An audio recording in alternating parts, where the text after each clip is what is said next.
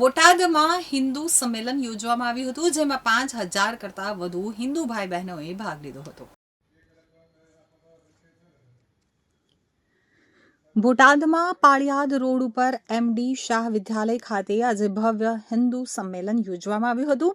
હિન્દુ મહાસંમેલનમાં બોટાદ જિલ્લાના નામી અનામી સંતો, મહંતો, હિન્દુ ધાર્મિક સંસ્થાઓના વડા, આશ્રમના સંચાલકો, બોટાદમાં અલગ અલગ દવાખાનાઓ થકી માનવ સેવા કાર્ય કરી રહેલ ડોક્ટરો, રાજકીય આગેવાનો, પત્રકારો તથા બહોળી સંખ્યામાં હિન્દુ ભાઈઓ અને બહેનો ઉપસ્થિત રહ્યા હતા. સત્તા અને સંપત્તિવાન લોકો સહકારભૂત બને, બાકી સંસ્કાર જ મુખ્ય છે.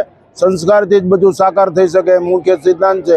એટલે બાળકોને સંસ્કારી બનાવવા માટે વિકાર દૂર થઈ જાય, શિકાર બંધ થઈ જાય અને બધાએ સ્વીકાર કરે અને રાષ્ટ્ર પરંપરાના શિખર ઉપર અને ગુરુસ્થાન ઉપર બેસી જાય એમ નેમ છે.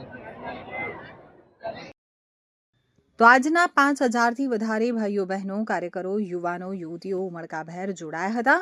આજના યોજાયેલા હિન્દુ સંમેલનને અભૂતપૂર્વ સફળતા મળી હતી તેવું સ્વામિનારાયણ ગુરુકુળના સંચાલક માધવ સ્વામીએ જણાવ્યું હતું. પાળિયાદ રોડ વિસ્તારમાં બ્રાહ્મણ સોસાયટી આ દરેક હિન્દુજનોએ ભેગા થઈ અને ભવ્ય અને દિવ્ય હિન્દુ સંમેલનનું આયોજન થયું. એમાં અંદાજિત 5000 વ્યક્તિઓ હાજર રહ્યા. બોટાદના સર્વે સાધુ સંતો હાજર રહ્યા અને આજે એક હિન્દુ સંગઠનનો જે જુવાળ મળ્યો એ અત્યાર સુધી ક્યારેય જોવા મળ્યો નથી. गर्व से कहो हम हिंदू हैं.